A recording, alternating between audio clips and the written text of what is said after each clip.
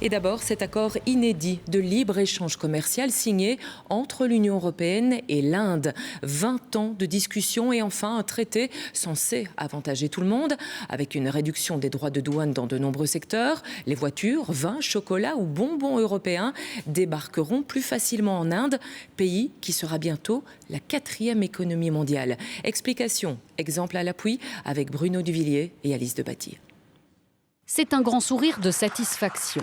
Les poings levés, l'Union européenne et l'Inde s'affichent en nouveaux partenaires économiques. Prime Minister, distinguished friend, we did it. We delivered the mother of all deals.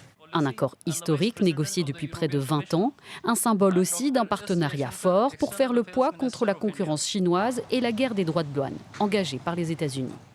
Investment को बूस्ट करेगा, नई innovation partnership बनाएगा और वैश्विक स्तर पर supply chain को मजबूत करेगा.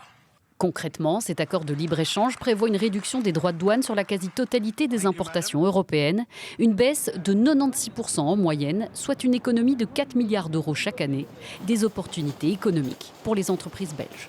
L'Inde pratique des droits de douane très importants sur ce qu'elle importe. Ça peut aller de 20, 30, 40 jusqu'à plus de 100%. Les bières, par exemple, sont taxées à plus de 100% lorsqu'elles arrivent en Inde.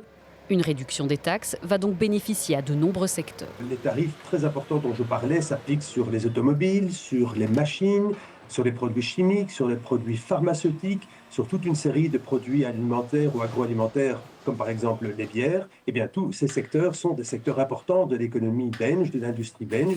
Et c'est aussi un coup d'accélérateur pour des entreprises belges qui attendaient d'avoir accès au marché. On a eu la chance avec YOLO de participer l'année dernière à la mission économique et princière en Inde. Et à cette occasion, on a signé un contrat avec un distributeur. Mais comme les taxes, d'une part, sont à plus de 45% à l'importation, plus une inflation galopante qu'il y a eu en 25, nous n'avons pas pu démarrer la collaboration telle qu'on le souhaitait et on attendait qu'il y ait des bonnes nouvelles. Et donc, c'en est une. En réduisant les taxes, les exportations européennes de marchandises vers l'Inde devraient doubler d'ici 2032.